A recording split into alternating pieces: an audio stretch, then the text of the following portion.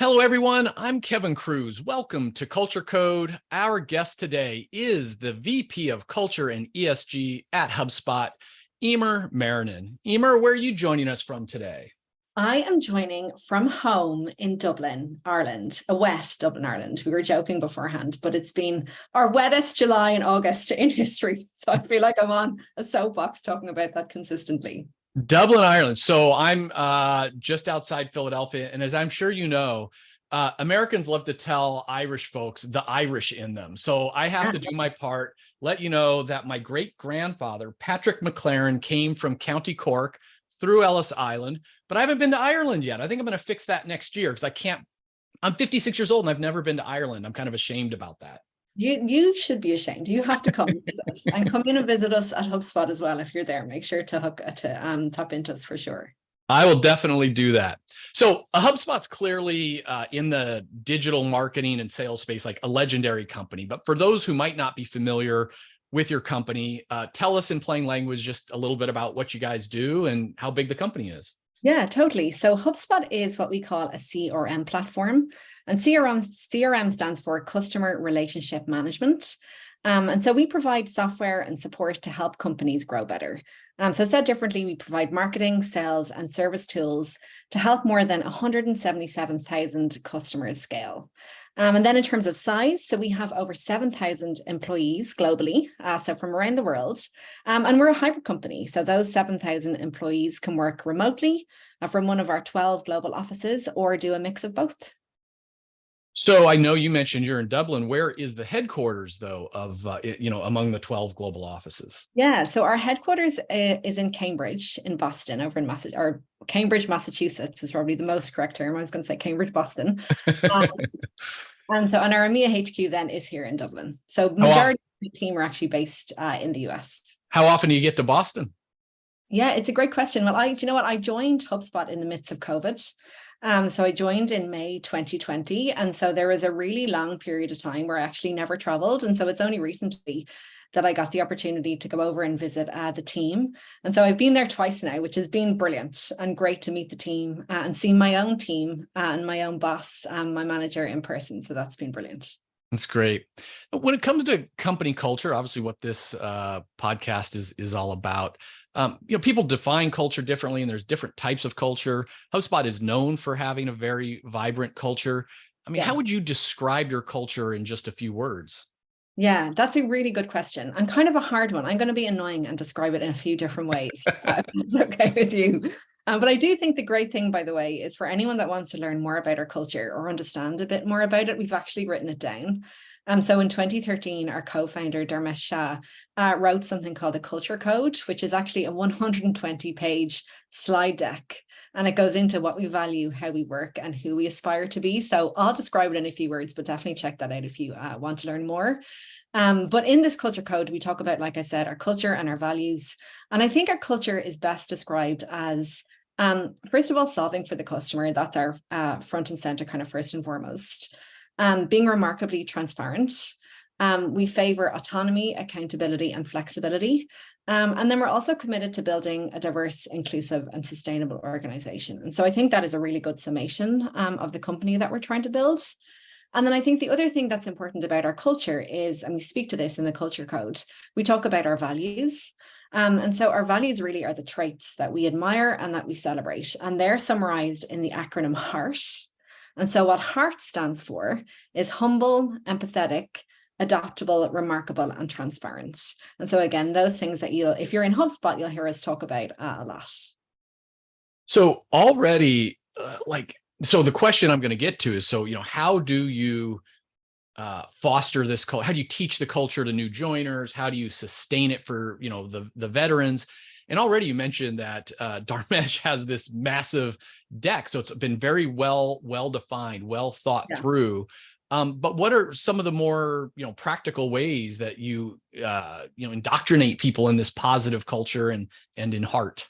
Yeah, I think that's a great question, because I do also think, by the way, that's where a lot of companies go wrong. I think culture can just be words on paper unless you actually take the time to invest and make sure that you're activating your culture in the right way. So I actually really like and appreciate this question. I think there's probably three things that come to mind. I think the first thing is we actually invest in our culture and we spend time thinking about it. And I mean, you referenced Dharmesh wrote it down, so that's really important. We have my team and my role, and not many companies have that. And so my team's job is to actually help activate our culture and then drive initiatives in support of our culture and keep an eye on our culture and cultural health. And I think then that brings me on to the second thing. The next thing we do to kind of foster and sustain our culture is actually measure it. So we measure our culture on an annual basis in our EMPS survey. So that's our engagement survey. And the reason we do this is we need to see how we're doing and get feedback from our employees. And we also need to see if there's anything that we need to course correct. Like, I kind of think the world of culture has been turned on its head a little bit over the last few years. And certainly we transitioned into a new work model as we turned into hybrid, and all of that has an impact on our culture and making sure that we do have the right activations in place. And so being prepared to evolve your culture as well, I think, is something that we do. And so that's the measurement piece.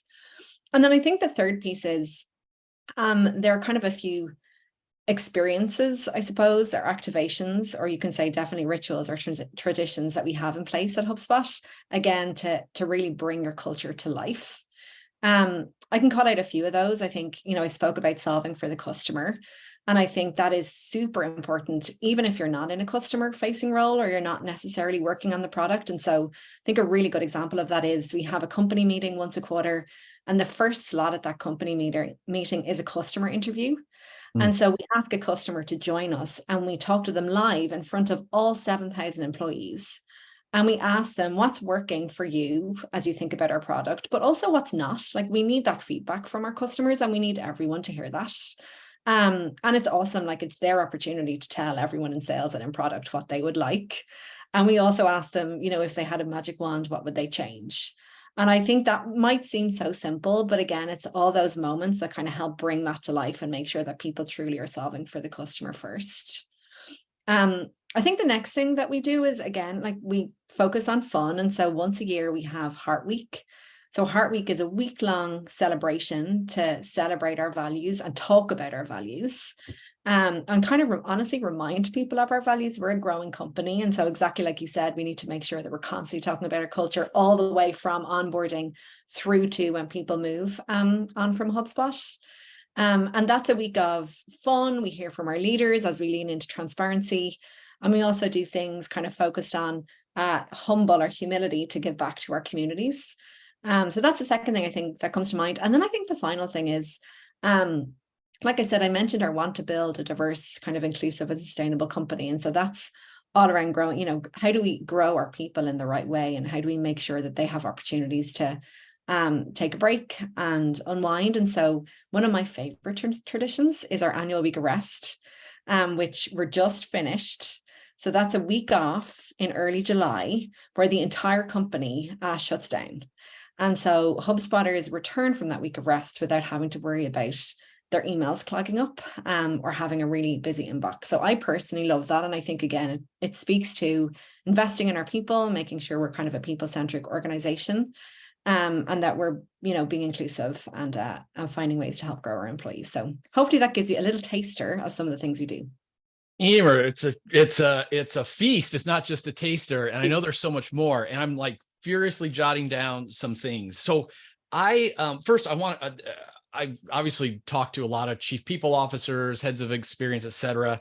And while I often hear about all hands meetings, it's the first time I've heard of this idea of you always start with a customer interview. I mean, that is so powerful. Like, that is very, very unique.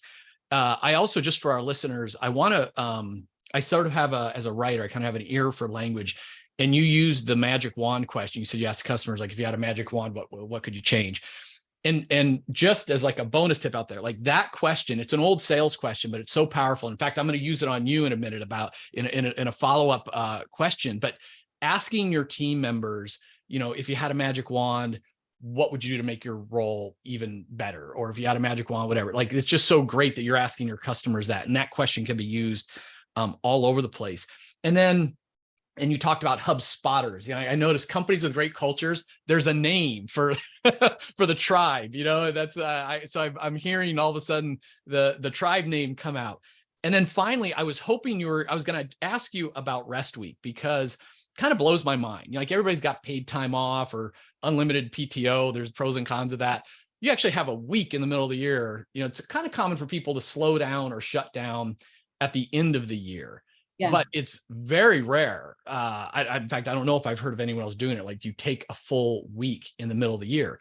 My question is, do people actually take it? Or is it one of those things where, all right, I know we're supposed to take it off, but I've got so much work to do, or I'm so ambitious around here, I'm going to show up and send out a few emails just so like the higher ups all know that I was in here working away. How do you manage for that? It's a really good question. I think when we first planned for our week, so actually just to give you a little bit of context around how this came about. So I mentioned that I joined during COVID, and we kind of all remember those moments with the level of PTSD, I think, especially for employees everywhere. And I think there was a level of burnout that employees and employers experienced that they'd never experienced before. And we certainly felt that at HubSpot. And so we, as part of our EMPS survey, we actually tested for burnout back in 2021. And we definitely heard that our employees needed help. And so we introduced an initiative, which we call the 5 Ors. And it's a mix of like giving people time back. So dedicated time. So as an example, we now have no meeting Fridays so that you can focus on deep work. The annual week of rest was born as a result of that. And then we focused on some other things that I would say we're kind of deeper, really focusing on like the cause of burnout around like managers' psych safety and making sure that managers had kind of the right level of resources. But so that was the first year that we tested the annual week of rest back in 2021. And there was definitely a level of skepticism and a level of nervousness, especially knowing that we're so customer driven. Like, how can you shut down for a week? And what do we do from a customer perspective? And so as everything, we piloted it for a week. We got ahead of it pretty quickly, and we actually told our customers. So we sent out notification to them, letting them know that we were taking a break. We needed to invest in our employees and kind of practice what we preached. They were super receptive, as were our employees. We then retested burnout the year after, and our burnout rate dropped, and we had really, really positive feedback from the week of rest. And so it continues. I would say there's a couple of things that we have done to make sure that people take it seriously and truly take the time. Our leaders talk about it. So we joke about the company meeting where we talk about our customers. We had our leaders, all of our executive level team from CEO and down, to talk about what they're doing for their week of rest. And so they lead from the front. That is so, so important, because you have to have leadership buy-in and show people what your leaders are doing, and same with our managers. And again, like we publish it, we tell our customers, we talk about it loudly, and people take it. And of course, we do have a volunteer skeleton team that are there to support our customers just in case anything goes wrong. That's truly volunteer, and then they can take time back whenever. But it certainly works. Like, I love it. And it's funny, I actually pointedly never go on vacation that week. I take it as a self-care week. I've got 3 kids, my most difficult job being a mom of 3. And so I always leave my kids in, we say creche in Ireland, or in daycare. And I have a self-care week, and I don't go on vacation, because I take my vacation at the end of the summer before the kids go back to school. And I also think it's important to talk about that, by the way. Having a week off in July doesn't mean that you shouldn't or can't take vacation at a time that works best. And so I think something, again, we're a transparent culture, and talking about that stuff and normalizing it is super important. And I think that's why it works. It's great. I just want to follow up, because I was going to ask you about sort of how you get feedback from employees. I want to sort of double click on that annual survey. Yeah. So in many organizations, there's a like VP of employee experience who owns the survey process. Do you own that, or do you have a separate experience group? Yeah, it's a great question. So we have a people analytics team. So our people analytics team own the design and analysis of the survey. And then from a cultural perspective, I would say I own kind of actioning the results from a kind of global company side, and publishing those results out to the company. And then what we also do is we actually give managers that have 8 or more direct reports that have completed the survey their own readouts, to make sure that they're actioning those results, which is super important. But it's probably a joint partnership between my team and then our people analytics team. And annual survey, not pulsing. No, it's actually a quarterly survey. Oh, it's a So quarterly survey. Okay, that makes sense. yeah, it's a quarterly survey. The surveys that I was kind of referring to, so we have one, we call it our baseline survey. So it's where we ask a ton of questions, Yeah. and we use that to center our action plan for the year. Yeah. And then we pulse check then every quarter. And we don't ask, honestly, more than 4 questions because we need people to answer it. There's a mix of like EMPS kind of like engagement score surveys, and then open-ended questions where people can add in like what is working and what's not working. If we ask more than that, I know there'll be survey fatigue and people won't answer. So that's kind of an important nuance. Yeah. And for our listeners, and so many of the listeners are going to be interested in, engagement and culture. You're talking about using the ENPS, so the Employee Net Promoter Score methodology, which is the single question. And that's really good for pulse surveys because it's one question. Now, there will be counter arguments that that's not what ENPS was created for. It doesn't capture all of engagement. So a lot of models, including LeadX, use a 3-question dimension to capture it. We did a study looking at the correlation between the 1-question ENPS versus the 3-question model, and it was over 80% correlated. So, it's if you want to get that final 20%, go to the 3-question model. If you're looking to do pulses, you get over 80% of the insights from that single question. So I am always fascinated by what great organizations are doing to develop frontline leaders, because 70% of the variance in engagement, how we feel about work, is tied back to our manager. And, I believe there's a lot of truth to that line of, you join a company, you leave a bad boss.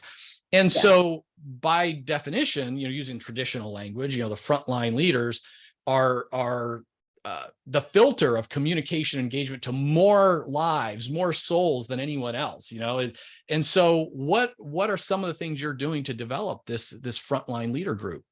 Yeah, absolutely. You're so right. Manager training and enablement, they're critical. And I've actually found they're like enabling our managers is even more important now, especially for hybrid and remote companies, especially knowing such a large proportion of our managers have joined HubSpot remotely. And so we really needed to kind of invest there. I'd say for that group in particular, we do a couple of things. So we have a dedicated learning and talent development team.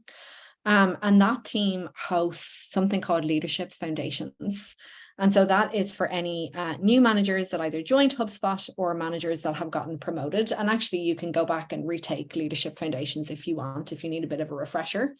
And that walks through kind of the life cycle of being a manager and offers different skills and trainings to our managers. We then also have self-service leadership courses, again, built by our learning and talent development team. And that focuses on topics like coaching, feedback, and performance management, things that are really important at HubSpot. And then we have a ton of self-service materials, especially around hybrid enablement. And some of the, I would say, most practical, but most asked questions, like, I'm a new manager, how do I host an offsite? How do I host an offsite across time zones? How do I have a performance conversation when I'm not in the same room as my employee? And then also learning from other managers. I think, again, that's what's most successful. Like, theory is great, but often theory is really hard to consume. What people want to hear is they want to hear from others around what worked and what didn't work. And so that kind of self-service enablement material has been really good. And then we also have a program called Hub Talks. And so that's where we bring in external folk to actually, again, teach us about a topic that's kind of top of mind. We've just launched one for our manager population called the Coaching Corner. And so again, that's helping managers connect around their peers and talking around topics that are really, really important. So we had an amazing guy, Marcus Collins, in with us at the beginning of the summer. He just released a book called For the Culture, which I'd highly recommend, talking to us about culture and building an inclusive culture. We have Dom Price from Atlassian. He's doing a talk in JPAC. And then we actually have Kim Scott in from Radical Candor fame. We're huge Kim Scott fans. So she's joining us in September. Kim's great. Part of the Corner series. So that's, a bit of a taste of what we do. Fantastic.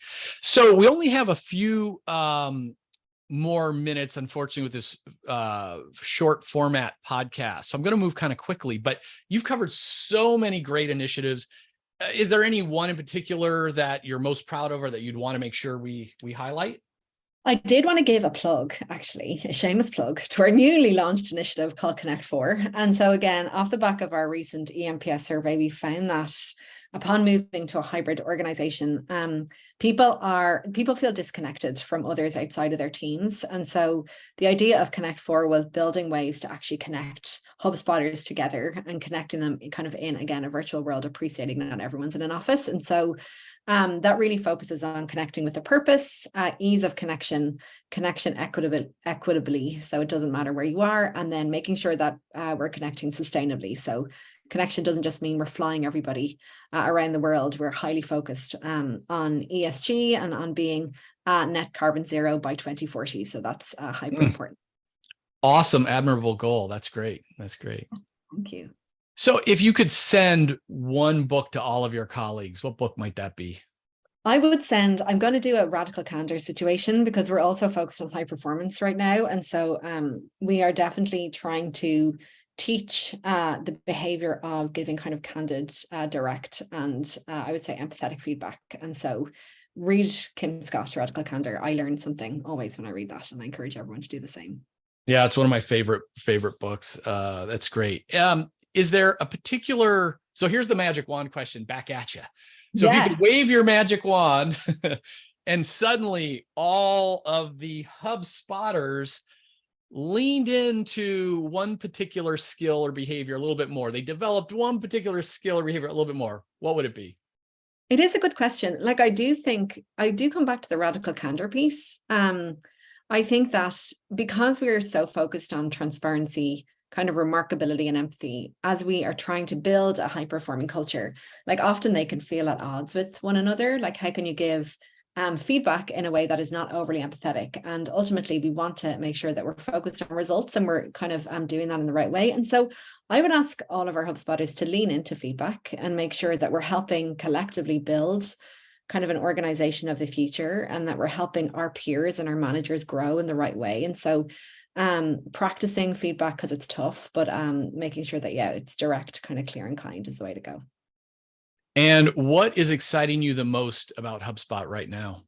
Yeah, you know what? I'm actually really proud of the fact that we are still committed to being a hybrid organization. I think every day you see more companies that are returning to an office situation, and we're not. And I think, if anything, again, it pays homage to our culture. We are trying to build an inclusive culture, and flexibility is so core to that. People need to work where it suits them best. And I think we're trying to be really loud around showing that actually our most engaged employees are our remote employees. And our sales team and our engineers are as productive remotely as they are in an office. And so I'm proud of that. We're sticking with it. And we're going to do whatever we can to influence others to come with us. Well, and I think I'm not looking to throw shade, so I'm not going to mention it, but like within the last 24 hours of this interview, a very well-known company I saw. Hence my pride moment. With some irony that they're going back to the office. I don't want to wreck my chances of doing that interview, so I'm not going to talk about it too much. Okay. But it is amazing that you're seeing companies that you kind of thought, and many of their employees thought, were always going to be hybrid or even fully remote, changing that a little bit. And so it's great that you're seeing success, because it shows it is possible to do it right. You don't have to sacrifice performance and results and high standards when you let people have some flexibility. So that's fantastic. Yeah, totally. I mean, like I said before, I'm a mom of 3. Like, I would not be able to have a career if I had to go into an office every day. And I know there's many more people that have different scenarios at home. That means they work best from home and having that flexibility. And so I think people need to spend more time thinking about how we work as opposed to where we work. That's going to solve the problem. An office won't. You said it well. We'll leave it there. Eimear, thanks for all the work you're doing shaping great culture, and thanks for spending some minutes with us today to share what you've learned. It's a great model for success. Pleasure. Thank you so much for having us.